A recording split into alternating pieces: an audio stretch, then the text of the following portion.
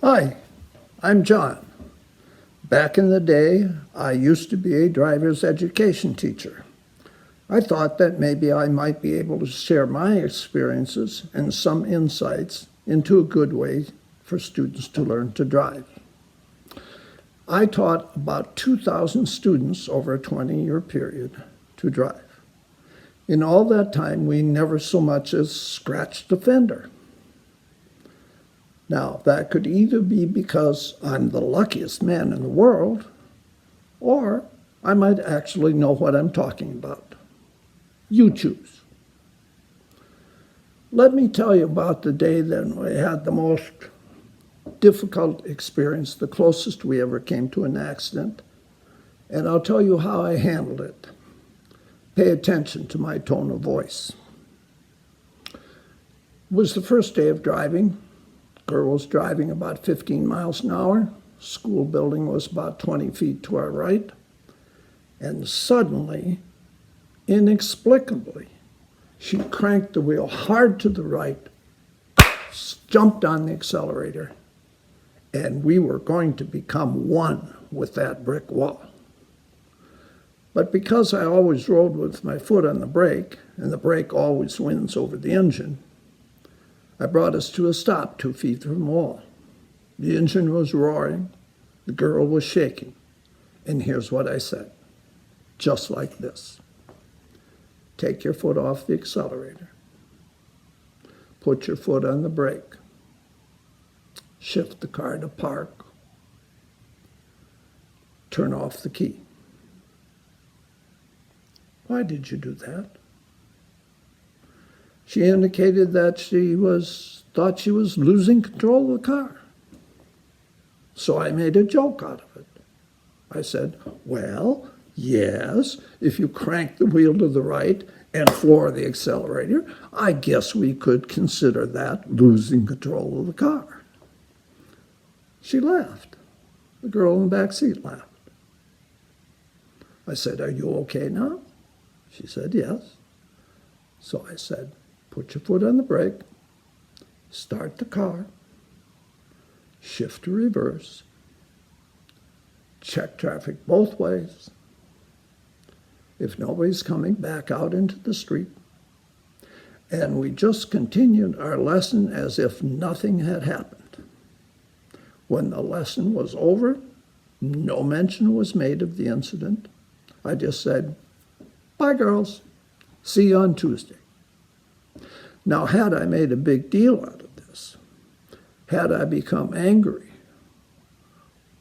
or in some way showed my extreme disapproval, if I had told the girl in the back seat to come up and take the wheel, I would have destroyed this girl's confidence. But because I treated it as, just another day at the driver's ed office, she was able to be calm. She came back and completed her lessons with no further problem. I didn't destroy her ego. You must keep that in mind when you are helping your student to learn to drive. In all the time I was teaching, I never had a student who wasn't trying his best. Sometimes I'd get a look at the list of new students for next semester, and I'd say, oh my gosh, I've got this kid in my English class, and he's the worst kid in school. And I'm going to have to put up with him for a whole semester in driver's ed. But when he came to driver's ed, it was as if he had been miraculously transformed into the all-American boy.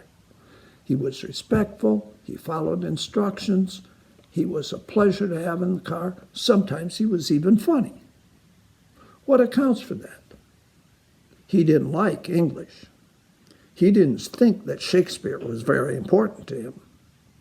But he certainly wanted to learn to drive because he couldn't wait to get a car of his own.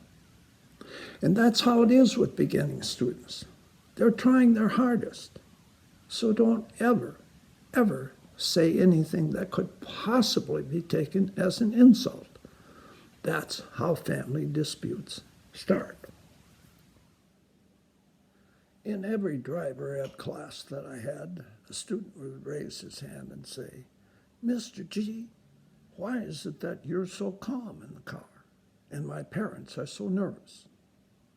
And I'd answer that the main reason is that I have a brake and they do not.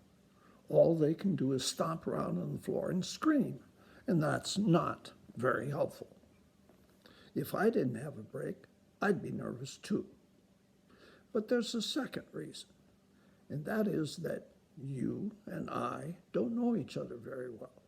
Therefore, we're always respectful. We never say anything that could be construed as an insult. At home, not so much. Sometimes mom or dad will say something that they don't think is so terrible, but the student construes it as an insult, and that's how family arguments begin. You must remember that every student is trying his best. How much better can he do than his best? So we never criticize, and we always offer suggestions for improvement. Let me give you a couple of examples of how that works.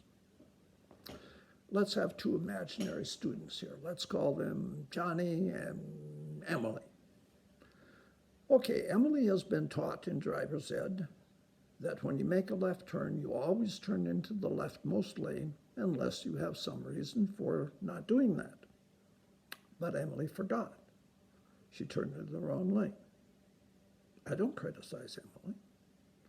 I say, remember that we're supposed to turn into the leftmost lane.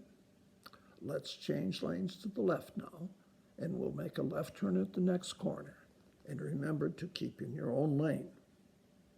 Let's say that Emily makes a better turn, but still her right wheels are over the line. So I say to Emily, that was better, but our right wheels are still over the line. Next corner we come to, we're going to turn left. Concentrate on keeping your car in our own lane. See how easy that was? No criticism, just suggestions for improvement. Let's give another example. Johnny is driving, and Johnny on a right turn runs over the curb. No blame is assigned to that. I simply say, we ran over that curb because we forgot to allow for the fact that the rear wheel does not follow the front wheel. Let's do better on the next turn. So the next turn, the student turns right, but we just barely get past the curb without hitting. So I say that was better, but we still need to keep in mind that we're turning a little bit too sharp. We want to be about 2 or 3 feet away from the curb when we turn. Notice what I said. It wasn't you did that or you did this other thing. It was we. And that's because we're a team. This is our car. This is our learning session, and we're going to learn as a team. I think that's extremely important for you as parents to remember. We are working together to teach Johnny and Emily how to drive well. We're a team. No criticism, ever. In driver's ed, there were always 2 principles that we kept in mind. First, we always obey the speed limit, and we try to drive the speed limit whenever possible. Secondly, we stay in the right lane unless there's some good reason for getting out of that lane. Third, we always keep a good interval between our car and the car in front of us. Back in the day, there was what I thought was a very simple rule. It said keep 1 car length for every 10 miles per hour. You are going 40 miles an hour, you keep 4 lengths between your car and the car in front of you. 60, you keep 6 car lengths. Most people don't do that today. I do. The last chargeable accident I had was when I was 20. And that was a long time ago. It's a very good principle to remember. We've all seen accidents where car number one stops, and car number two hits him, three hits him, four hits him, multiple car collision, all caused by the same mistake. They weren't leaving a good enough interval. So my suggestion to you is when you're driving with your student, always make sure that you maintain a nice interval between your car and the car in front of you. You will find it makes driving much more relaxing for both you and your student. Because I don't want to make this initial video too long, I'm going to say goodbye very soon. But let me remind you of the most important principles that we've gone over today. And the first is, don't ever say anything negative to your son or daughter because they're trying their very best. You're the parent. Bite your tongue. Secondly, keep a good interval between your car and the car in front of you. This will produce a happy, relaxed result for you and the student. With that, I'm going to say goodbye now. This is my first video. I'm sure I haven't done very well. If you have any suggestions for improvement, please share them with me. If you have any questions that you would like me to answer in a subsequent video, feel free to ask them. But for right now, bye-bye. See you next time.